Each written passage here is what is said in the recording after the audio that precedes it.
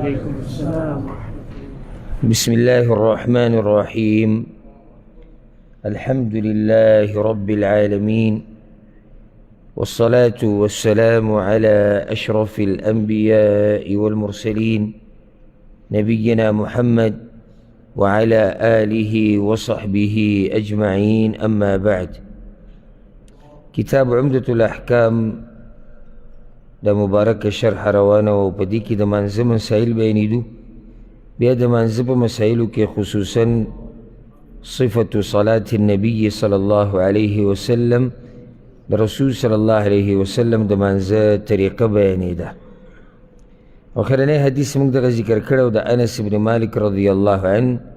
چې هغه وایي ما صلیت خلف امام قط اخف صلاة ولا اتم صلاة من رسول الله صلی الله علیه وسلم.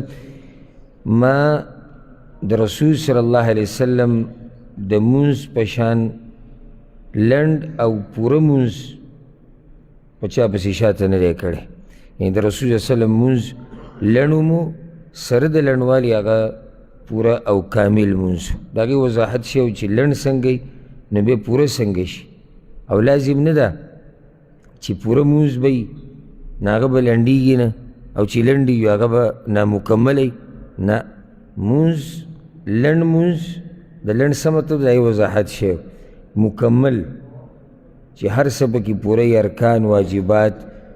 اطمینان سکون د هر څه پکې دا د رسول صلی الله علیه وسلم مونځ. اوس د هغې نه بعد روایت راوړی دی د ابو قلابه رحمه الله. ابو قلابه د ده نوم دی عبدالله ابن زید الجرمي البصري رحمه الله، دا تابعي. دی وی چې جاءنا مالک بن الحویرث رضی الله عنه فی مسجدنا هذا. وی زمونږ دی جومات ته مالک ابن الحویرث راغلی و چې دا صحابي و، او هغه دا وی چې انی لاصلي بکم زه به تاسو له امامتي درکم، مونځ به وکړم. وما اريد الصلاة، او مونځ کولو ته مې اراده نشتي. نو څنګه مونځ به وکړم، مونځ کولو ته مې اراده نشتي. معنی ده چې نه د فرض مانځه ټیم دی او نه داسې مونځ دی چې زه کومه لکه اودس پسې 2 رکعته یا بل څه سنت یا نفل، نه. نو دلته مې اراده داسې مانځه ته نه وه، خو ستاسو په مخ کې به مونځ وکړم. اصلي کیف رأیت رسول الله صلی الله علیه وسلم یصلي. دا مونځ به وکړم دې لپاره چې تاسو ته پته ولګي چې ما رسول صلی الله علیه وسلم په کوم مانځه باندې لیدلی، او دا د صحابه کرامو طریقه وه. مخکې موږ دا خبره ذکر کړې چې هغوی به یو بل ته د دین مسلې ښووي او د یو بل نه به یې زده کولې. اوس دا تابعین دي، یعنې تابعي چاته وایي چې د صحابي سره ملاقات شوی د هغه نه دین یې زده کړی. دا معمولي خلک خو نه دي، او دوی زده کوي د یو صحابي نه مونځ چې زه صحیح ده ته موږ له مونځ راکړه او موږ به یې وګورو ته زموږ په مخکې مونځ وکړه. او دغه شان صحابي ته وګوره د هغه د شوق او جذبې ته چې خلکو ته د پیغمبر صلی الله علیه وسلم طریقه وښیم، د ځان نه وایي زه به مونځ وکړم او تاسو د ما د مانځه ته وګورئ او نوټ یې کوئ او یاد یې کوئ. په دې طریقې سره عبادات یادېږي، دین یې زده کېږي. زموږ پښتنو کې دا غټه مسله ده په اکثرو کې، په لږو کې نه په اکثرو کې، چې اول خو دا چې دین یې زده کولو طرف ته توجه نه ورکوي، بړه څه غټه خبره خو نه ده. او بعض پکې هغه دي چې هغوی ته دا دین یې زده کول په دې ځان کمزوری ښکاري چې نه خلک به وایي چې دا پلانې د پلاني زوی دی لا په دین نه دی پوه، په دین باندې پوهېده. دا خو د مرګه پورې که سړی علم وکړي که نه، او د املا یې پکې ټیټه شي او دا نظر یې پکې ختم شي، بیا هم دی په پوره دین باندې نه دی پوه. نو ما او تاسو کیو چې موږ دا خبره کوو چې یاره زه به اوس زده کوم، او زه به د مرګه پورې زده کوم. دین زده کول د کوم وخت نه کوم وخته پورې، د مور د غېږې نه واله د لحده پورې د قبره پورې به دین زده کوو، ځکه چې دین زده کول عبادت دی. او الله په قرآن کې واعبد ربک حتی یأتیک الیقین، خپل رب بندګي به کوې د مرګه پورې. داسې څوک نشته چې چا دا خبره وکړه دا د الله په دې ځمکه جاهل مخلوق ته چې څوک دا وایي چې زما دین زده کولو ته ضرورت نشته، اگر که دا لوی مفتی دی، که دا عالم دی، که دا شیخ الحدیث دی او دا شیخ القرآن دی، ده ته ضرورت دی چې د هر وخت کینی او د دین زده کړي او د دین بل سره واړی بل یې د ده په مخکې واړی دې سره دین زده کېږي. ګوره دا علما دا چې کلونه تیر کړي په علم کې که نه دوی چې کله دا علم ونه ګوري او دا کتابونه ونه ګوري او وایي نه اوري او بیان یې نه کړي دوی نه مېرېږي. پاتې له هغه عام سړی چې هغه غریب د هېڅ نه نه دی خبر ده ته به څه یادي او دی به په څه باندې پوه هر وخت موږ ضرورت لرو هر وخت. یعنی دا ابو قلابة وګور رحمه الله دا مشهور تابعي دی غټ عالم دی دی د مالک ابن الحویرث نه مونځ زده کوي د رسول صلی الله علیه وسلم ده ته معلوم نه و د دې نه مخکې د دې نه مخکې هم د سره علم خو دا د علم د زده کولو طریقه ده او انسان کې همیشه کمیشتي او یو کامل ذات پوره ذات هغه الله دی والکامل الله فی ذات وفي صفات او کامل چې دی په ذات او په صفاتو کې هغه یو الله دی. بس انسان په پیدایش کې په فطرت کې کمی پروت دی. زه پوره عالم یم دا نشي کېدی زه همیشه زورور یم دا همیشه نشي کېدی زه د همیشه په ښایست کې یم دا نشي کېدی زه د همیشه بس وړ یم دا نشي کېدی. انسان کمزوری دی د ده کې دی یعنی که هرې زاویې ته ګوري هرې ناحیې ته ګوري په ده کې کمزورتیا شته په دماغو کې کمزوری په بدن کې کمزوری په هډوکو کې کمزوری په ښایست کې کمزوری په مال کې کمزوری بچو ته ضرورت لري په دې کې کمزوری ډوډۍ ته ضرورت لري په دې کې کمزوری په علم کې کمزوری. څنګه یو سړی دا دعوه کوي چې زه پوره یم پوره خو یو الله دی نو چې دا دومره ګټې ګټې هستیانې دې ته ضرورت لري او یو بل ته مونځ طریقه ښیي ما او ته به ورته ضرورت نه لرو. بله فایده دلته دا راووته چې د مانځه د طریقې ښودو ښه طریقه دا ده چې سړی عملي وښیي عملي د خلکو مخکې مونځ وکړي چې وګوره زما دې مانځه ته داسې مونځ به کوې. بله مسله ورسره دا راووته که د یو سړي دا اراده وي لکه مونځ کوي د الله دپاره او په زړه کې ورسره دا هم راغله چې دا خلک به یې ویني طریقه به ترې زده کړي نو دا ریاکاري نه ده دا جایز دي. او رسول صلی الله علیه وسلم به دا چل نه کو صحابه کرامو ته به وي داسې مونځ کوئ لکه څنګه چې تاسو ما یینئ نو هغه چې دا مونځ کو د الله بندګي کوله خو ورسره د خلکو ته هم خو چې مونځ داسې کوي خلک نو دې ته ریاکاري نه وایي. ریاکاري هغه کار چې هغه محض د ښودنې دپاره چې خلک زما صفت وکړي خلک زما باس وکړي دا ریاکاري ده. خو نور چې یو سړی دینداري کوي ورسره په زړه کې دا راشي چې یاره دا خلک به مې ویني نو دوی به هم دا دینداري شروع کړي نو دا خو یو ښه عمل دی. لکه یو سړی یو داسې علاقه کې دی چې هلته څوک جیب له لاس نه وړي د الله په لار کې مال نه لګي او دی وایي زه به مخکې شم د الله په لار کې مال ولګوم کیدای شي دا خلک ما ته وګوري او دوی کې هم جذبه راشي نو دې کې څه حرج نشته دا هم دې ځای نه دا مسله اخیستی کېږي. ښه غټه مسله او دا خو زه تاسو ته بار بار بیانوم چې دلته ګوره مالک ابن الحویرث دا نه دي ویلي چې زه تاسو ته مونځ کوم تاسو زما د مانځه ته ګورئ او دا د پلاني کتاب په طریقه دی او د پلاني مولوي صاحب په طریقه دی. مونځ د رسول صلی الله علیه وسلم په طریقه او چې څوک درته مونځ ښیي که نه او څوک درته د مانځه نه علاوه مسله ښیي نو دا ورته وایه ما ته د پیغمبر صلی الله علیه وسلم طریقه وښایه د هغه خبره راته وکړه ځکه چې دقه یو قابل قبول دی نور یې نه قبلېږي. نو ما وی ابو قلابه ته ابو قلابه خو دا خبره کړې ده چې مالک ابن حویرث راغی خو د ابو قلابه ته چا ووی چې کیف کان یصلي نو مالک ابن الحویرث به څنګه مونځ کوو اوس د ده نه دا تپوس چې څوک کوي د ده نوم دی ایوب ابن ابي تمیمه السختیاني. ایوب السختیاني دا مشهور تابعي تیر شوی دی او د ده قصې واقعات ډېر مشهور دي او دو باره کې امام شعبه رحمه الله وی کان سید العلماء دا د علماو سردارو دا لقب ده ته میلاو شوی دی ایوب سختیاني رحمه الله ته وی دا د علماو سردارو هغه د علماو سردار د ابو قلابه نه تپوس کوي وی مونځ به څنګه کوو دې ته وی دین زده کول دې ته وی علم زده کول. عالم چې کله غټې خبرې شروع کړي که نه زه د بعضو نام نهاد مولیانو دا بیانونه واورم په دې نیټ باندې که نه تعجب کې لاړ شم ورته یاره موږ دا چل کوو موږ دا چل کوو په موږ کې دا کمال دی په موږ کې دا د ځان صفتونه چې کوي دا د کوم ځای عالم دی. عالم چې څومره ګوره په علم کې ننوځي په ده کې عاجزي راځي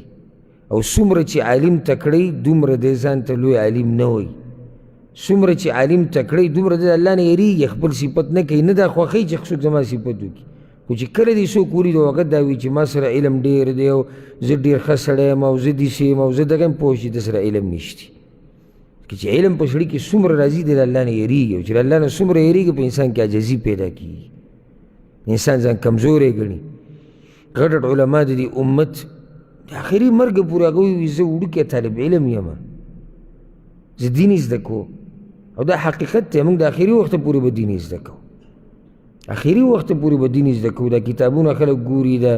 نوې نوې مسلې د دې لپاره اوري چېرې څه نوې خبره راشي.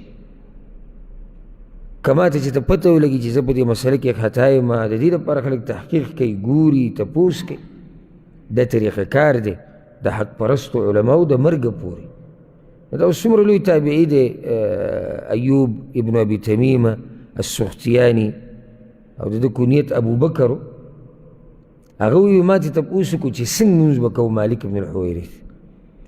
وی هغه راته ووایي ابوقلابه چې مثل صلات شیخنا هذا، زمونږ د دې شیخ په شان به یې کوو. اوس دا شیخ څوک دی؟ دا چې ده ورته اشاره وکړه نو دا دی د ده نوم دی ابو برید عمرو بن سلمه. ابو برید عمرو ابن سلمه رضی الله عنه. هغه د دوی په دې جومات کې دغه ټیم کې امام و که نه، د دوی امام. نو داسې لمونځ به یې کوو لکه دا شیخ، یا د دې شیخ د مانځه په شان، که امام وم نو خو د ده د مانځه په شان. او د ده نوم ابو برید عمرو بن سلمه الجرمي رضی الله عنه. او دی د رسول صلی الله علیه وسلم په ژوند کې ماشوم و، یعنی رسول صلی الله علیه وسلم چې وفات کړو دی وړوکی و. او د ده باره کې خو تاسو اورېدلي مې، دی ماشوم و او خپل قوم له به امامتي ورکوله د رسول صلی الله علیه وسلم په ژوند کې. دا هغه صحابي دی عمرو بن سلمه، یعنی وړوکی ماشوم و او د خپل قوم امامتي به یې کوله.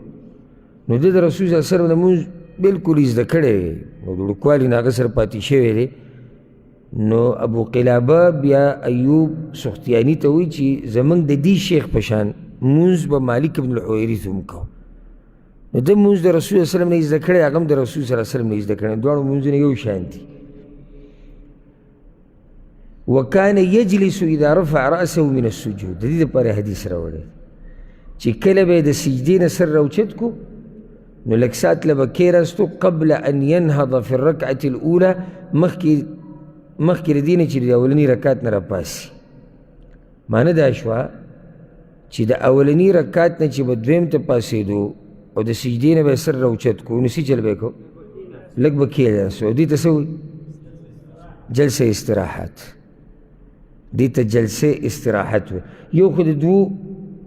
سجدو په منځ کې کېناسته دي، هغې ته خو جلوس بین سجدتین وایي. نه دلته وایي چې رکعت ته د پاسېدو نه مخکې. نو رکعت ته چې ته پاسې خو د اولنۍ سجدې نه بعد نه وي، خو د دویمې سجدې نه بعد وي. بلې دلته دا هم ونه وي چې د دویم رکعت نه درېیم ته، هلته خو لنډه قاعده ده تشهد وي، وایي د اولني نه دویم ته، او دغه شان بیا پسې واله د درېیم نه څلورم ته. دې ته جلسه استراحت وایي. او استراحت په عربۍ کې الاستراحه دا دمې ته وایي، او دا مستحب طریقه ده، مستحب. بعض علما وایي نه دا مستحب نه دی او دا د ضرورت دپاره دي. ډېر علماو دا فتوا ورکړې ده، خو د هغوی دا قول د دلیل په اعتبار سره ډېر مضبوط نه دی. وجه دا ده لکه دلته دا حدیث دی، دا موږ چې اوس ذکر کو، او دا په صحیح بخاري کې دی، دا روایت په صحیح بخاري کې دی. نو چې رسول صلی الله علیه وسلم دا کار کړی دی، او دوه صحابه کرام یعنی عمرو بن سلمه او مالک بن الحویرث هغوی دغه شان مونځ کوي، او د تابعینو لیدلي، بس زموږ دپاره دم پوره دی. اگر که په دې باندې بېشماره دلایل دي. ابو حمید الساعدي روایت ته، ابو قتاده، نور صحابه کرام رضی الله عنهم. نو مستحب طریقه دا ده چې د اولني رکعت نه دویم ته پاسې جلسه استراحت وکړي، لږ ساعت لږ کښېني بیا ودرېږي. فایده د دې دا ده، فایده د دې څه ده؟ ولې به رسول صلی الله علیه وسلم دا چل کو؟ دا د دې دپاره چې په پاسېدو کې تا ته مشکل نه وي. او اکثر چې سړی ډایرکټ پاسي د سجدې نه ودرېږي ډایرکټ، نو ده ته تکلیف یې په هغه پاسېدو کې بیا چې عمر یې لږ ډېر شي یا په زنګونانو کې ورته تکلیف وي هلته خو پاسېده ډېر ګران وي او زموږ په دې ملکونو کې مولیان دا فتوا ورکوي دا مستحب نه دي دا رسول الله وسلم عمر زیات شوی او ځکه به یې دا کار کو هلته مشکل دا دی چې یو کار مذهب کې نشتي مولیانو نه دی بیان کړی بس د هغې دپاره یو دغه وګوره یو جواب نو جواب یې دا دی وایي دا د رسول الله وسلم عمر زیات شوی نو هغه به ډایرکټ نه شو پاسېدی نو هغه به لږ ساعت له کېناستو نو دې صحابه کرامو لیدلی نو دوی به هم دا چل کو نو جواب د هغې دا دی چې دې صحابه کرامو ته دا پته ونه لګېده چې دا دې د عمر د ډېروالي د لاسه کوي په کار دی چې امت ته دا خبره بیان کړې وای چې موږ رسول الله وسلم لیدلی خو د هغه عمر زیات شوی یا زنګنانو کې ورته تکلیف و بله مسله دغه مولیان خو د عمرونه چې ډېر دي هغوی ته هم دا طریقه نه ښایي دا طریقه خو هلته زنانو دپاره خاص کړې ده او تعجب به په دې وکړي چې ته دې تپوس وکړي چې زنانه به کیني اولني رکعت نه دویم ته پاسي په دې دلیل سره دلیل به ته دا حدیث بیان کړي دلیل دا حدیث دی خو دا د زنانو دپاره دی نو ته په تعجب کې پرېوځي چې دلیل ته دا بیانې رسول صلی الله علیه وسلم به وي دا کار کو فقط دې کې خو دا نشته چې زنانو دپاره یې ویلي او رسول صلی الله علیه وسلم په خپله نارینه دی مالک ابن الحویرث سړی دی دا بل صحابي سړی دی د تابعین سړي دی نو څنګه ته دغه یو حدیث د زنانو دپاره خاص کې سړي ته منع کې اصل مسله دا ده چې کله سړی مجبوری شي د یو عالم د قول نه نو هغه به دلیل ته پکې نه ګوري او زمونږ خلک دي زمونږ مولیان دي چې بیانوي نو هغه مشرانو ته خو هم دا طریقه نه ښایي چېرته داسې ویلي سپین ګیرو ته چې تاسو د اولني رکعت نه دویم ته پاسۍ لږ کښېنئ یا دا مسله چېرته بیان شوې ده چې چا په زنګنانو دړي او تکلیف یې ورته نو دی د اولني رکعت نه دویم ته چې پاسۍ لږ دې کښېني نه دا کومه خبره چې کوي په هغې هم پوره عمل نشته اکثر که تاسو دا بوډاګان لیدلي یا په دې زنګنانو کې چې د تکلیف وي دوی چې راپاسي د لاسونه ولګوي او په څلوري شي ولې ځکه چې هلته د سجدې نه ډایرکټ پاسېدی دي که چېرته لږ ساعت له پکې کښېني نو بیا به ورته دا تکلیف نه وي بیا به ورته دا مسله نه وي او د شریعت په هر حکم کې په هر کار کې حکمتونه وي هسې رسول الله وسلم دلته نه دی ناست نو دې ته وایي جلسه استراحت او په دې باندې بې شماره دلایل دي چې په هغې کې به څه دلایل انشاءالله په روانو حدیثونو سره هم ذکر شي او په دې باندې مستقل بحثونه هم من کړي دي نو پکار دا ده چې په دې سنت طریقه باندې عمل وشي او امام نووي رحمه الله وی امام نووي دا خو پخوانو علماو کې بعض وی تاسو دا نوي مسلې راوویستې امام نووي رحمه الله وی پکار دا ده چې مسلمان په دې سنت باندې عمل وکړي ځکه چې دې کې صحیح حدیثونه راغلي دي په مقابل کې داسې حدیث نشته چې په دې رد وکړي او په دې مه دوکه کېږه چې ډېر خلک یې نه کوي دا په هغه وخت کې امام نووي ویلي دي ولا تغتر بکثرة المتساهلین بترکها او په دې مه دوکه کېږه چې ډېر خلک یې نه کوي ډېر خلک دې نه کوي که نه زموږ کار د رسول صلی الله علیه وسلم د طریقې سره دی نو دې ته جلسه استراحت وایي خو دلته دا مسله چې په دې کې د علماو اختلاف دی چې امام یې نه کوي نو مقتدي به یې کوي او که نه به یې کوي نو بعض علما دا فتوا ورکوي وایي چې امام یې نه کوي مقتدي خو به یې کوي ځکه چې مقتدي د امام د لاسه سنت طریقه نشي پرېښودی او بعض علما دا وایي نه وایي چې امام یې نه کوي بیا د مقتدي هم نه کوي او ملک صاحب مخکې وګوره مستحب دي او چې مستحب مې ووي نو څه مطلب شو که څوک یې ونه کړي نو ګناهګار نه دی یا دا نه چې مونځ یې ونه شو یا مونځ یې مکروه دی نه مستحب چې کله وویلی شي معنی ده چې کولو کې ثواب دی خو که چا نه پاتې شوه قصدن یې پرېښوده مونځ یې صحیح دی نو بعض علما دا فتوا ورکوي وي چې امام یې نه کوي مقتدي به یې هم نه کوي نو ولې وایي ځکه چې د امام تابعداري پکې نه کېږي بیا هغه بل طرف ته به علما رد کوي وایي د دې خو بیا داسې مثال شو لکه اوس یو امام دی هغه امین په زوره نه وایي په جهري منځونو کې نو ته به مقتدیانو ته څه وایي چې امین په زوره مه وایه ځکه چې امام نه دی ویلی د دې جواب دا دی د دې خبرې جواب چې که مقتدي امین په زور ووایي او امام یې په پټه ووایي په دې کې دوی د یو بل نه مخکې کېږي وروستو کېږي خو جلسه استراحت چې مقتدي وکړي او امام نه یې کړي نو مقتدي ترې وروسته پاتې کېږي والله اعلم زما خپل ځاني په دې زړه مطمئن دی نور چې څوک هم د چا په دلایلو مطمئن په هغې عمل کولی شي چې امام یې ونه کړي مقتدي دې نه کوي ځکه چې مقتدي د امام نه شاته کېږي ویناګانو کې د امام مخالفت کم ته وکړي څه خبر نه ځکه چې ته په هغې کې وروسته مخکې کېږي نه لکه اوس یو امام په رکوع کې صرف سبحان رب العظیم وایي ته سبحان رب العظیم ورسره نور اذکار ووایي خو پاسې د رکوع نه د امام سره یو ځای زما دا خبره ستاسو ذهن ته راله که نه دغه شان سجده شوه دغه شان هر هغه ځای شو چې ته پکې د امام نه مخکې کېږي وروستو کېږي نو خو اذکار دې پکې زیات کړو قرآن تلاوت ته پکې زیات کړو هېڅ حرج نشته خو جلسه استراحت چې ته وکړې نو ته د امام نه شاته پاتې کېږي نو د امام تابعداري لازم ده او په دې یو ښکلی دلیل هغه دا دی چې حدیث کې دا راځي چې کله د امام نه اولنی تشهد پاتې شي دا لنډه قاعده چې ورته موږ وایو دا پاتې شو امام ودرېد چې امام ودرېدو قرت یې شروع کړو دله واپس راتله حرام دي او ځکه اکثر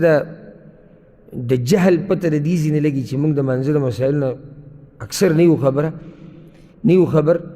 چې کلم امام خطا شي او د اولنۍ قاعده ته هېره شي ودرېږي نو ټول جومات ورته سبحان الله سبحان الله سبحان الله کوي لکه هغه ته پته د هغه ځکه نه کیني ځکه چې مسله دا ده چې اولنۍ قاعده تانه پاتې شوه او ته ودرېدې درېیم رکات ته نو بیا واپس راتله حرام دي واپس به نه راځي نو څه به کې اخره کې به دوه سجدې کې ځای د سجدې سهو بس خو واپس به نه راځي اوس ګورو دې دلیل کې سوچ کوئ دا امام ودرېدو او د ده نه دا قاعده څه شوه قاعده دې څه شوه هېره شوه دا چې هېره شوه او دی ودرېدو دله اوس واپس راتله ناروا دي مقتدي ته خو دا قاعده یاده وه که نه مقتدي به څه کوي قاعده به پرېږدي تابعداري به کوي د امام او دا قاعده به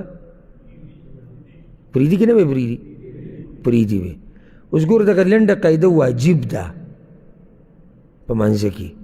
خو دلته به پاتې کېږي ځکه چې د امام تابعداري به کېږي نو جلسه استراحت خو مستحب ده واجب خو نه ده چې امام ونه کړي بیا مقتدي یې نه کوي والله اعلم زما په دې زړه مطمئن دی زه څوک مجبوره کوم نه چې لازم به دا خبره مني نو ځکه هغه علاقو کې چې خلک نه خبر د دې جلسه استراحت نه امام له پکار ده عالم له پکار چې دا خلک پې پوهه کي یا د منځه نه مخکې ورله تنبیه ورکړي چې زه به ګوره داسې جلسه کوم ځکه چې امام یې وکړي بیا به ته لازمیږي چې کې به چې امام یې وکړي بیا به ته لازم کې نو چې خلک ته خبر نه یو چا خبر کړي نه او ته وکړي نو کیدای شي تا ته د سبحان الله چغې ووایي چې یاره دی خطا شوی دی ناست د سنت نه چې سړی نه خبر هغه کې دومره جاهلي او که دغه ونه کړي هغه به ډایرېک ودرېږي او ته پاتې شوې ناست نو بیا به ته وروسته پاسې نو تا نه مخکې شو مقتدي په دې مسلو پوه شوې که نه نو دا اهمې مسلې دي یادې ساتي چې دې جلسې سره تعلق ساتي یو بله مسله هغه دا ده چې جلسه استراحت ته کله سړی کینی نو دی به د الله اکبر کم ټیم وایي الله اکبر به کله چې دی د سجدې نه سر راوچتی وایي به که نه کله چې د دې ناستې نه ودرېږي هغه ټیم کې به الله اکبر وایي ګوره حدیث کې دا راځي امام ترمذي راوړی دی د ابو حمید الساعدي رضی الله عنه روایت دی چې هغه د رسول صلی الله علیه وسلم د منځه طریقه خو وه اوږد حدیث دی په هغې کې بیا دا دی چې ثم اهوى ساجدا بیا سجدې ته لاړ ثم قال الله اکبر بے الله اکبر وی او کیناستو تر دې چې هر اندام خپل ځي ته واپس راغی او بیا ودرېدو نو الله اکبر یې څه ټیم ووایي چې کله سجدې نه راپاڅېدو د ناستې نه ودرېدو په ټیم کې نه د ناستې نه د ودرېدو په ټیم کې نه بعض علما څه وایي بعض علما کوشش کوي چې موږ داسې یو قول بیان کړو چې یاره د اختلاف ختم شي که چې بعض وایي نه دا چې کله د دې ناستې نه ودرېږي نو الله اکبر به وي هغوی داسې منځنی قول راویستی دی خو مزه یې نه ده کړې هغوی دا وایي ته به د الله اکبر چې سجدې نه سر راوچت کړي شروع به یې کړې را به یې کاږې ناست به به ودرېږي یو خو په دې دلیل هم نشته او بل ګرانه ده سړی به الله اکبر او ودرېږه پکې بیا نو ګوره دواړه ځایونه په تکبیر سره ډک شو هېڅ خبره نه ده که دا یو ځای خالي پاتې شي ځکه چې ده که د پیغمبر تابعداري ده نو چې کله کینی الله اکبر به ووایي بعضو علماو دا فتوا ورکړې د فایدې دپاره یاده کوي او په دې عمل کیدی شي بعضو علماو دا فتوا ورکړې ده وایي که یو سړی امامي او دې جلسه استراحت وکړي او د ده زړه ته دا خبر راشي چې دا خلک خو په دې مسله نه دي پوه نو دوی خو یې نه کوي نو دوی به ګډوډ شي نو دې د تکبیر بیا د دې ناستې نه چې کله ودرېږي دغه ټیم کې الله اکبر ووایي یعنې دا استثنایي حالات دي دې ته داسې حالات وایي که یو سړی په داسې ځای کې ګیر شو ګوره د اختلاف دا فایده د علماو د اختلاف یو فایده دی چې کله ناکله پکې سړی د یو جاخۍ نه وځي یعنې یو قول دا دی چې کله ته کښېنې الله اکبر به نه وایي چې د ناستې نه ودرېدي الله اکبر به وایي په دې باندې عمل داسې ځای کې کیدی شي چې کله شاته خلک په دې مسله نه وي پوه او ستا دا سوچي چې یاره که زه داسې وکړم اوس الله اکبر د سجدې سره ناستې ته باره وکړم دا خلک ودرېږي نو دا خو دوی زمانه مخکې کېږي نو داسې ټیم کې داسې کولی شي ته راپاڅېدې استمونه وي چې کله د ناستې نه ودرېدې الله اکبر دې ووي نو خلک به د سجدې نه راپاڅي وبدرېږي پته نشته زما په دې مسلو پوه شوی که نه دا مسلې زما د پرون نه بله ورځ اتوار په ورځ یونیورسټۍ کې زما درس و نو هلته دا خبره هغوی ما هغوی ته درس په دوران کې وکړه ما که ستاسو دا خیالي چې لکه دا مسلې به هم دقه شان په دې وضاحت سره مکمل د الف نه د یا پورې دا به ټولې ما ته په یو کتاب کې میلاویږي یا یو بل ملا به را پیدا کړم هغه به راته هم دقه شان بلکل ووایي نو دا ستاسو ما غلط سوچ دی نه ټول علما یو شان دي نه د ټولو وضاحتونه یو شان دي نه د ټولو علم یو شان دی نه د ټولو طریقه د بیان یو شان ده نه په یو کتاب کې د ټولې مسلې را جمع شوي دي او که داسې کېدی خو مزې به وي ذبیح الله صاحب هم ځان له یو کتاب پیدا کړی مولا به ما تاسو ته ویلي که ما ته یو کس یو ملګري په خوله دا پیغام را لېږلی هغه ملګري ته یې وایي چې ته د ده نه تپوس د دې کوم کتاب درسونه کوي دغه کتاب دې موږ له راکړي د هغه دا مطلب و چې دا یو کتاب د سره کور کې پروت دی او په کې دا ټولې خبرې لیکلی شوي دي دا دی چې په دې درس کې یو ګنټه لګیایي دا ټولې پکې دي نو بس هغه کتاب به موږ هم ځان له کور کې کېدو به ګورو راګورو ته به موږ کې ورته کې څه پراخ شو خو یو شی شو او که ته کتاب را پیدا هم کې دا درته بله زیاته کم او که ته کتاب را پیدا هم کې علمي پښتو کې باید کوم ځای را پیدا کې پښتو ژبه کې خو ډېر لږ کتابونه لیکلی شوي دي دیني ډېر لږ علم اصل کې دی په عربۍ ژبه کې او ځکه زه ملګرو ته دا وایم علماو ته او دعاتو ته زه یم چې د کوم عالم چې ځان ته عالم وایي یا داعي وایي او د ده په مکتبه کې د اردو او د پښتو کتابونه یا د پارسي کتابونه د عربۍ نه زیات وموندو دا مولا نه دی عالم سره د عربۍ کتابونه پراته وي چېرته داسې یو څو دانې که ورسره د اردو د پښتو پرتي دې دپاره چې د پلاني عالم کتاب دی د پلاني دی مطالعې دپاره څه خبره نه ده نور بنیاد صحیح د عربۍ کتاب زه د یو کس خواله ورغلی وم بیا غریب ما ته خپله مکتبه وښویي چې تقریبا یو څه لکه یو دیوال چې والي وړوکی دیوال وګټه مکتبه نه نو هغه ما چې د کتابونو ته کتو اول نه اخره پورې ټول د اردو کتابونه پراته هغه ته ما ویل ګوره د عربۍ کتابونه ګوره یو به د عربي هم ښه شي بل اصل دقه دي اردو والو د هغه کتابونو نه مسلې راغستې دي نو ته هغه اصل ولې نه ګورې عوام که دا ګوري یو څه خبره نه ځکه چې عوام دي عوام خو د عربي کتاب نشي کتی که کتی شي او چې وی ګوري پوهېږي پرې نه او دا چې لږ ډېر پوهېږي که نه دلته بعض ملګري وایي زه لږ ډېر په عربۍ پوهېږم وایي دی د ټولو نه خطرناکي ځکه چې هغه مکمل چې نه پوهېږي هغه وایي زه نه پوهېږم دا چې لږ ډېر پوهېږي دی عجایبات بیا بیانوي ځکه چې هلته خو دی په خبره نه دی پوه او عربي ژبه خو ډېره جوره ژبه ده ډېره جوره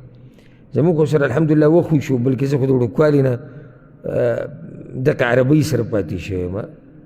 داسې اوس هم کتاب چې کله مطالعه کوو داسې یو اصطلاح پکې راشي چې د هغې دپاره به بیا ته ګریمر ته واپس کېږي د عربۍ چېرې د دې څه مطلب دی داسې کتابونه پکې شته بلکې بعض کتابونه هغه د عربۍ کې لیکلی شوي دي موږ د علماو سره ویلي دي چې د عالم دا خبر راته واضحه کړي یعنې عربي کتاب لیکلی شوی په څه کې دی عربۍ کې دی خو ته به یو استاذ ته کښېني چې دغه عربي راته واضحه کړي نو علم اصل په څه کې دی هغه په عربۍ کې دی دغه کې نه دی اردو کې یا پښتو کې یا پارسۍ کې خبره ما څه کوله چې داسې تا ته په یو کتاب کې دا ټولې مسلې نه میلاوي او که چا ته میلاو شوي نو یو کتاب به پکې معلوم والی زه به هم ځان سره کېدم او د هر څه ما سره تیار پراته وي زه چې درس له راځم یا د درس نه مخکې یا سحر مانځه نه بعد که ټیم یا هغه ټیم کې زه کښېنم او چې زما په هغه ورځ که د یونیورسټۍ درسونه یا دلته درسي زه هغه ټول درسونه هغې دپاره اول تیاری وکړم دا زما عادت دی چې لکه چېرته یو ځای ته ځم لس منټه مې بیاني که نه زه هغې له هم تیاری کوم وجه دا دی چې زه دا نه غواړم چې دا خلک چې کوم راغلي دوی وخت ضایع شي او یو غر وتولم او بل غر وتولم چې په دې لس منټه کې هم زه دوی ته دومره خبره وکړم چې دوی ته فایده ورسي موضوع شروع که او همدقه مجلس کې ختمه که او دا خلک پرې پوه که نو که اوس زه داسې کښېنم لکه یو پاکستان کې یو مقرر دی ډېر مشهور په منبر باندې ناست و دا خپې په دې خپه داسې اچولې وه او 3 ګنټې خبرې کړي دي هغه چا نشر کړی وي 3 ګنټې بیان او څومره تکړه عالم نو ما په دې زړه کې ما داسې خبرې دا زه 10 ګنټې هم کوم ځکه چې هغه به لګیا وی موږ چې کله دغه وي پلانې شی وي او موږ چې انګلیش کې کله دغه وکړو او بیا موږ سفر وکړو یو هلته یو ملګری مخې له راغی یو به موږ چې د الله دین دپاره خدمت کوو یو د الله دین یو پلانې صحابي یو د پلانې صحابي که داسې ما ته کېده او زما ذهن کې سمې خبرې پرتې دي بیان دا دی چې شروع په یو مقصد باندې شي ختم په یو مقصد باندې شي نو د دې لپاره زه پوره تیاری وکړم ذهن کې خبرې واچم ځان سره نوټ کړم ویې لیکم چېرې دا خبره به بیانول غواړي دا به کول غواړي ځکه دا بعض جاهلان وایي چې کله دې یو خطیب ولیدو یا یو عالم ولیدو د هغه سره پاڼئ یاره وایي دا زارېږي زموږ د هغه سره پاڼې ماڼې نه وي ګوره دا پاڼه دې دپاره وي چې دا سړی چې پاڼه ورسره پوه شو چې دې تا ته یو پوه شه چې دې تا ته یو خاص موضوع به راته بیانوي د هغې نه به نه اوسي ځکه خو یې دا پاڼه راوړې ده نو په دې کې پاڼه کې څوک ټول بیان نشي لیکلی ټول بیان څوک لیکي نه هغه غټې غټې خبرې ولیکي ځکه چې هغه ټیم کې خو سړی انسان کمزوری ذهن ته خو هر څه نه راځي خو چې ته په ارام ناست یې او د چي پیاله درته پرته وي که نه او هغې نه ورسره ګوټ کې نو ښه په ارام ته ولیکي چې ګوره شروع داسې پکار ده بیا دا حدیث راوړه غواړي بیا دې موضوع ته اشاره بیا دا مسله زموږ په خلکو کې ده بیا نتیجه ده بیا بیان ختم نو دا پرچې تا ته مخې ته پرتې ستا ټولې خبرې دلته لیکلی شوي دي پوه شوي بې که نه مقصد د خبرې دا دی حاصل چې د دې خبرو قدر کوئ او دا یادې کوي او دا نوټ کوي دا ولیکئ او دا بیان کوي نورو ته د هغې نه بعد حدیث راوړی د عبدالله بن مالك بن بحين رضي الله عنه أن النبي صلى الله عليه وسلم كان إذا صلى فرج بين يديه حتى يبدو بياض إبطيه رسول صلی الله علیه وسلم چې به کله سجده لګوله نو دا لاسونه به دا مټې نه دي مټې دا به یې د دې اړخ نه اوچتې کړې فرجه منځ کې به فاصله راوسته کله چې به دا لاسونه ورغوي په ځمکه کېښود نو دا مټې به یې د دې اړخ نه جدا کړې نو دومره به یې جدا کړي چې د ترخونو سپینوالی به یې ښکارېدو، ترخونو سپینوالی به یې ښکارېدو. مقصد دلته دا دی یو سړی چې ترخونو سپینوالی څنګه ښکاري، په هغه ټیم کې اکثر لباس چې دی هغه لنګ او ساده و. دا خبره ذهن کې ساتئ، په هغه ټیم کې غالبا لباس هغه لنګ او ساده و. او څومره چې دا زمانه مخکې روانه ده نو خلک په لباسونو کې هم لګیا دي ترقي کوي. ډېر لرې به نه ځو، که زمونږ نیکونو پسې نږدې وخت کې لاړې که نه نو د هغوی هم ډېر ساده لباس و. دا خو اوس پکې دا قیسې راووتې، دا ډیزاینونه او دا فیشنونه او دا تنګې او دا لنډې او دا سټایل والا بټنې او بعض پکې هلکانو پکې دغه هم کړي دا پوره هغه څه ورته وایي ګلکاري او دا قیسې نه وي په هغه وخت کې. یعنې زموږ د نیکونو وخت زه یادوم. او چې دی صادر به یې وکړ غونته کې ساده هغه به یې راچولو، نه چا جامې ایسري کولې، نه چا جامې ایسري کول پېژندو. نو اوس چې د هغو نه شاته لاړ شي هغه بیا د دې نه ساده وخت و داسې بیا د رسول صلی وسلم زمانې ته چې ورشي نو په هغه وخت کې اکثر لباس چې استعمال شوی دی نو هغه لنګ او ساده راځي. د هغه وخت د خلکو دا لباس ها کمیس هم استعمال شوی دی خو په نسبت د هغې کمیس کم دی، چوغۍ استعمال شوې ده، پټکۍ استعمال شوی دی. او زما یو کتاب دی الموعظة الحسنه، په هغې کې د کپړې د جامو اغوستو آداب ما را جمع کړي دي. نو هغې کې اکثر هغه لباس ذکر شوی دی چې رسول صلی الله علیه وسلم استعمال کړی دی. نو ځکه دلته وایي چې د هغه د ترخونو سپینوالی به ښکاره شو. او دا ترخونه اکثر د نور بدن نه سپینې، ولې نور پې نه لګي پټي، او نور نه بغیر هم دا نور بدن لا بیا هم ښکاري سیلۍ ته یو شي ته بل شي ته، خو ترخ دا دی چې دا پټي ځکه چې دا مټ پرې راوړېدلی، دا لاس پرې راوړېدلی نو دا اکثر بني ځکه چې جوخ لګېدلي. او دا مسله ما مخکې ورځو کې ذکر کړی چې سجدې له کله لاړ شي نو ورون به د خېټې نه لرې ساتي او مټونه به د اړخ نه لرې ساتي،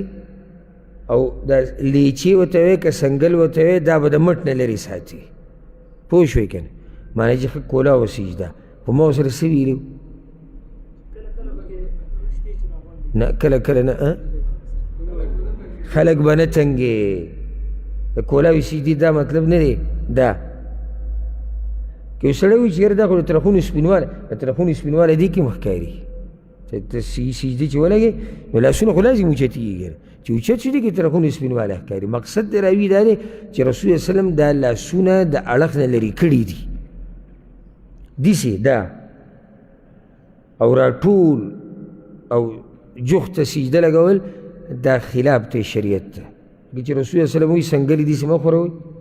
لکه د سپي. استثنایي حالات ذکر شوي نفلي منځونو کې چې کله سړی اوږد مونځ کوي او سجده کې ستړی شي نو روایتو کې د هغوی دپاره ګنجایش راغلی دی چې دا سنګل په دې ورون ولګوي. دا په کوم ځای کې دي؟ په دې ورون باندې. نو دمه به شي دا لاسونه. بیا دا مسله د بیانوم مخکې بیان شوې ده چې بعضو فقهاو ویلي دي چې دا حدیث او دا قسمه کیفیت او هیئت دا د سړو دپاره دی، زنانو دپاره نه. زنانه به څه کوي؟ زنانه به بدن راټول کي ټول، او بعض پکې لا دا وایي چې دومره جوخته سجده به ولګوي چې دا زړی د دې ځمکې سره ولګي. خو چې سوچ سړی وکړي موږ مکلف یو د الله په بندګۍ باندې، د الله بندګان یو که نه، دا بندګي به څنګه کوو؟ خپل مرضی په طریقه، د رسول صلی الله علیه وسلم په طریقه. او هغه پیغمبر دا فرق موږ ته نه دی بیان کړی. نو چې نه دی بیان کړی نو موږ بیا څوک یو چې دا فرق بیانوو؟ دومره پکې ویلی شو، دا ښه محققین علماو دا خبره کړې که چېرته زنانه په عام یو ځای کې مونځ کوي، که مثال کې اوس حرم کې مونځ کوي او خواته خلک تیریږي را تیریږي، داسې ټیم کې هم دا نه چې بلکل بدن د ځمکې سره جوخ کا، اندامونه د بدن دي ډېر نه کولاوئ بس همدومره خبره ده. خو اوس کور کې دننه ورته څه ضرورت دی؟ هېڅ ضرورت نه چې کور کې دننه په کوټه کې لمونځ کوي د ځان نه غټ څادر چاپېره کړی دی غټې غټې کپړې په دې کې څه ضرورت دی چې اوس یو سړی وایي چې نه دا خو زنانه ده او دې دپاره پرده نو خو په پرده کې لګیا ده په پرده کې لګیا ده سل دی ښه په پرده کې لګیا ده. نو دا بعض خبرې تحقیقي نه وي ځکه د هغې منل په موږ لازم نه دي او په دې موږ الله نه رانیسي ځکه چې په موږ چې منل د چا لازم دي هغه د الله او د الله د پیغمبر صلی الله علیه وسلم. د هغې نه بعد حدیث راوړی دی ابو مسلمه سعید بن یزید وی رحمه الله وی ما د انس بن مالک رضی الله عنه تپوس وکړو دې ته غوږ کېږدي هغه د په صحیح بخاري صحیح مسلم کې روایت دی ځکه چې بعض مسلې صرف د وابیانو په نوم پورې تړلي وي دا د وابیانو مسلې دي.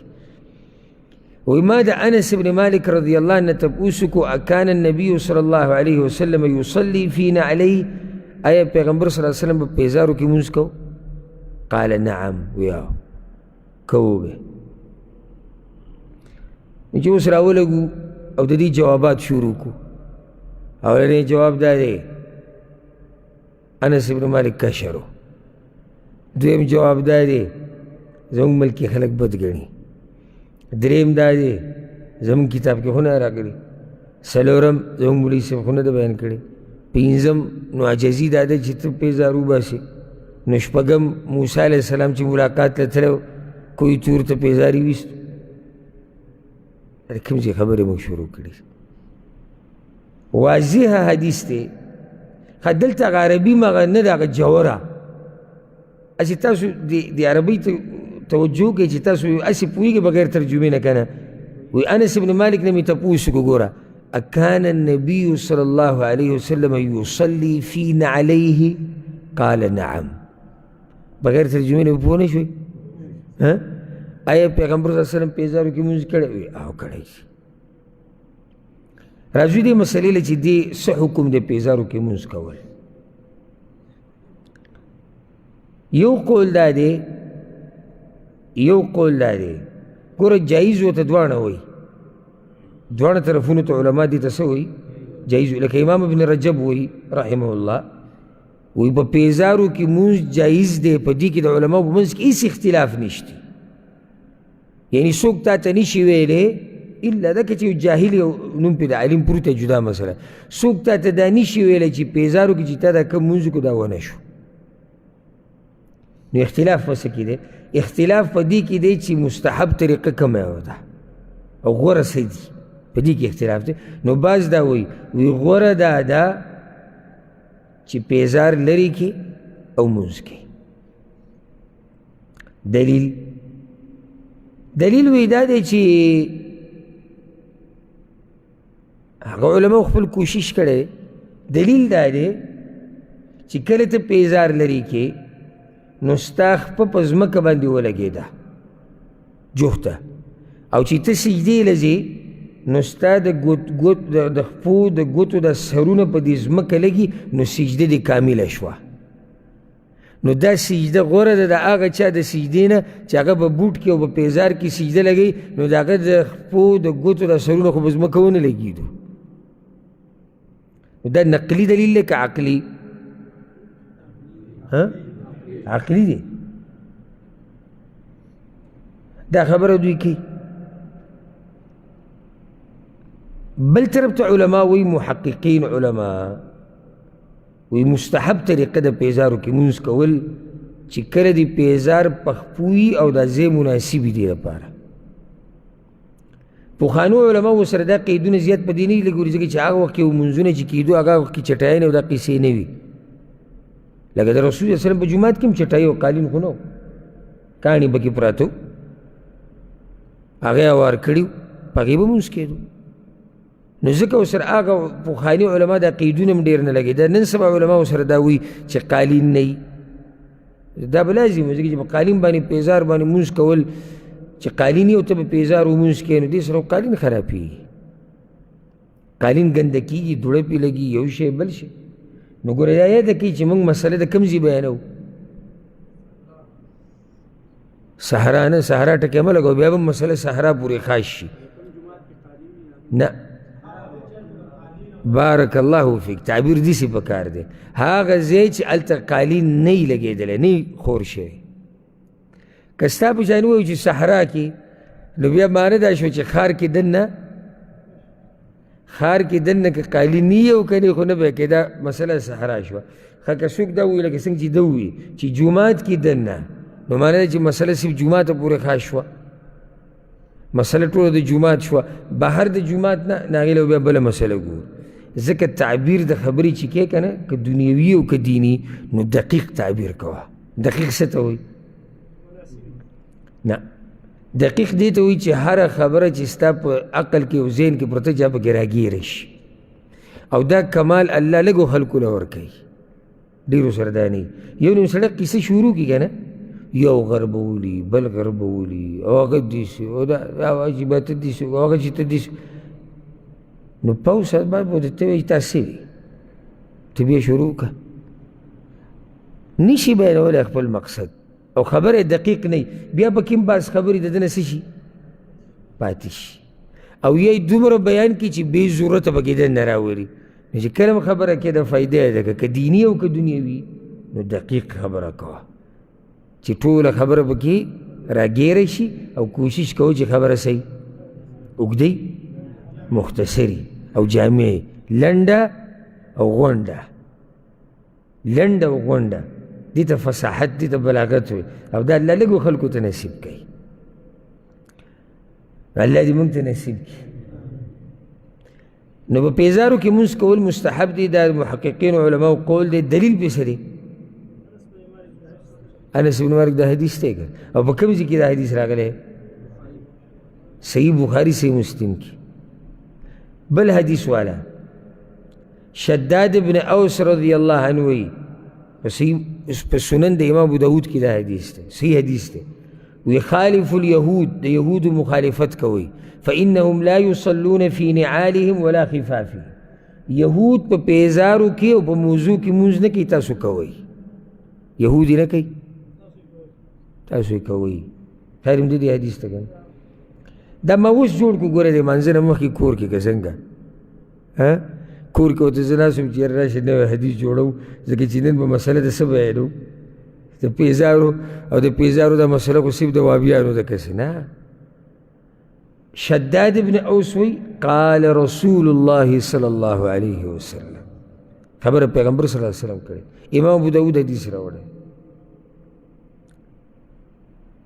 خو اوس د افسوس خبره دا ده چې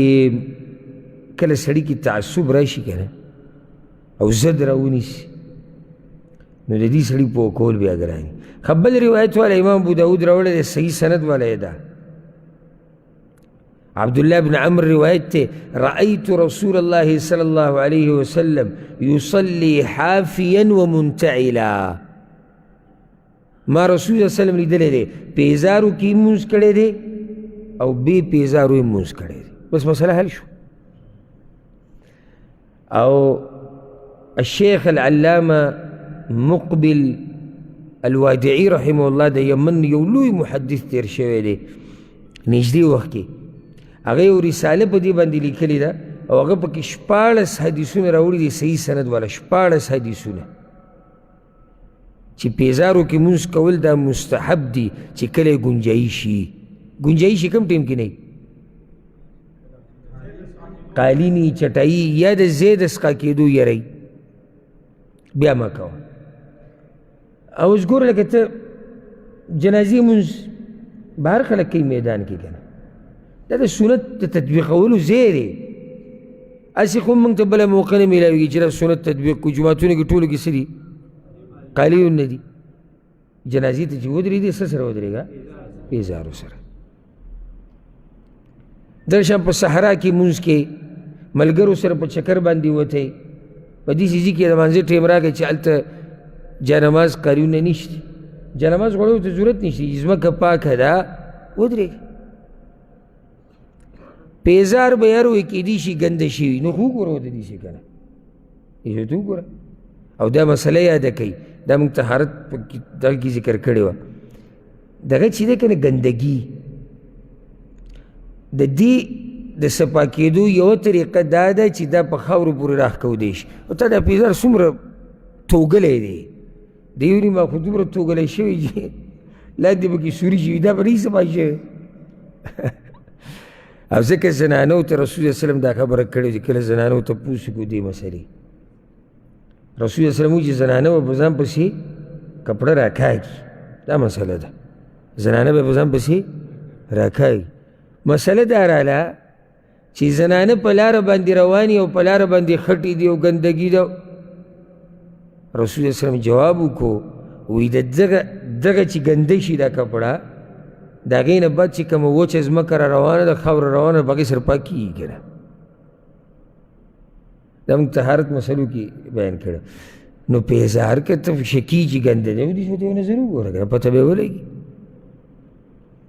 خو په دې قیل او قال باندې قیل او قال تاویل و ماویلو باندې سنت طریقه موږ نشو پرېښودی هلته بله مسله هغه ذهن ته مې یو واقعه راله ابو موسی رضی الله عنه یو پیر مانځه باندې ودرېدو نو یې خلعن علیه هغه د خپل پیزار وویستو په دغه ټیم کې عبدالله بن مسعود رضی الله عنه ولاړو چې دا مشر صحابي و پوه صحابي و په صحابه کرامو کې بعض هغه و چې الله ورله ډېر علم ورکړی و د نورو نه یو پکې عبدالله بن مسعود نو هغه چې ورته وکتو دې جواب ته ګورې ښه چې وی که دوی دې د پیزار وباسي وی ابالوادي المقدس انت ته ګوره وادي مقدس ته تللی هغه موسی علیه السلام چې ورته تللی وکړه یعنې سبحان الله بعض مولیان زمونږ دا وی پیزارو کې به مونځ نه کولی دلیل څه دی موسی علیه السلام کویتور ته تللی وادي مقدس ته نو پیزاري دا ته اوس کوم ځای دلیل کوم ځای ته راوړي او دلته عبدالله بن مسعود چې رد کوي نو دا وی ته ګوره وادي مقدس کې ولاړې که چې پیزار وباسي ولې وباسي پیزار خو دغه پیزارو کې به دې مونځ کړی و که نه ابو عمرو الشیباني رحمه الله مشهور عالم د امت دی هغه به چې څوک به ولي پیزار به یې وویستو دا ځای به داسې و چې چټایي څه پکې نشتې چې په کاڼي به یې وویستو پیزار سره وباسي مونځ به کوه که نه او داسې نور هم ډېر روایت په دې کې شته صحابه کرامو نه د تابعینو نه خلاصه د خبرې څه شوه ما ته به خلاصه څوک بیان کړي لږ ساعت مخکې ما تعبیر دقیق کوي چې ټوله خبره پکې راشي د دوه ټکي وي پیزارو کې مونځ مستحب دی او قصه یې ختمه کړه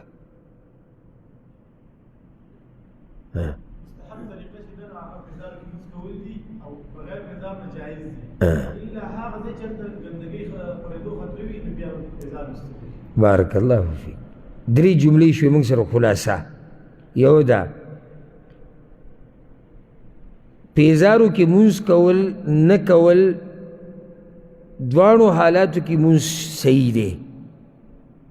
دې به د علماو اتفاق دی یعنی یو عالم ما ته ویل چې الا دا چې د علم نه سره خبر نه یو عالم تا ته دا نشي ویلی چې پیزارو کې د مونځ کو مونځ ونه شو یا بې پیزارو د مونځ کو مونځ ونه شو یو دا مسله حل شو ورسره دا او چې قالین پکې نه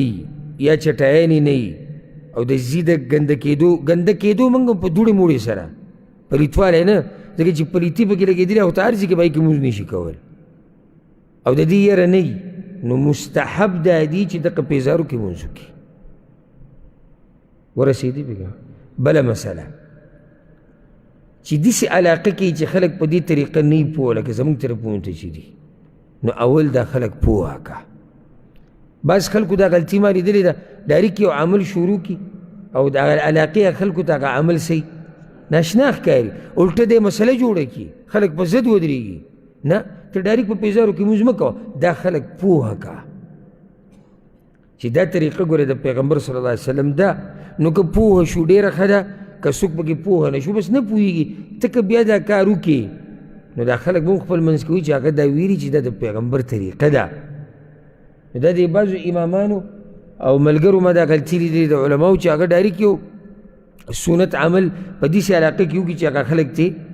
خبر نه وي ناشنا وي نو الټه ښه خلک متنفره کړي د رسول صلی الله علیه وسلم د دغه طریقې نه بله مسله مانځه کې به پیزار چې دې وویستو لکه پیزار ته وویستو سړی خو پیزار کوم ځای کې دا خو څه مسله نشي پیزار دې وویستو نو دا پیزار به کوم ځای کې ږدي دې باره کې حدیث راغلی د امام ابو داود راوړی دی رسول صلی الله علیه وسلم چې کله تاسو کې یو سړی مونځ کوي نو ښی طرف ته دې پیزار نه ږدي او نه به ګس طرف ته ږدي فتكون عن يمين غيره که ګس ته کیدي نو د هغه بل ښی ته راځي الا الا يكون عن يساره احد الا دا که ګس طرف ته څوک نه وي بیا ګس ته کېده وليضعه ما بين رجليه او د دوه خپو په دې منځ کې دې کېږدي نو مسله سره ووته دوه خپو منځ کې به ږدي بل هم ځای دی ښودوش دي ګس طرف ته هغوی سره شرط څه دی چې بل څوک نه وي عبدالله بن صاحب رضی الله عنه روایت ته امام ابو داود راوړی دی وایي د فتح مکې په ورځ ما رسول الله صلی الله علیه وسلم لیدلی لمونځ یې کوو ووضعنا عليه عن يساره او پیزار یې ګس طرف ته ایښودي پیزار یې ګس طرف ته ایښودي او ځکه دلته بعض علما دا مسله بیانوي دې مسلې سره یې لیکلې ده دې په هغه کې راځي ضمن کې وایي دا پیزار مخې ته ایښوده او په یو ځای کې نه دي راغلي پیزار مخې ته ایښوده نو که چېرته ګنجایي شي نو غوره طریقه دا ده چې پیزار هغه د خپو منځ کې کېښودی شي که د خپو په منځ کې نه وي ګس طرف ته یږدي نو هغه اله چې ګس طرف ته ستا څوک نه وي چې ښی طرف د چا په ښی کې دا ښی طرف ډېر عزتمند دی نو د دې ښی د عزت خیال ساتلی شوی دی نو نه به ته د خپل ښی طرف ته یږدي نه د بل ښی طرف ته به یږدي د خپو په منځ کې به یږدي ورسېدی باقي مسائل به انشاءالله روان درس کې بیانو الله سبحانه وتعالی دې موږ پوه کړي په قرآن او په حدیث باندې او الله سبحانه وتعالی دې موږ له توفیق راکړي چې مونځ په هغه طریقه وکړو په کومه طریقه چې رسول صلی الله علیه وسلم کړی دی هذا والله اعلم وصلى الله وسلم على نبينا محمد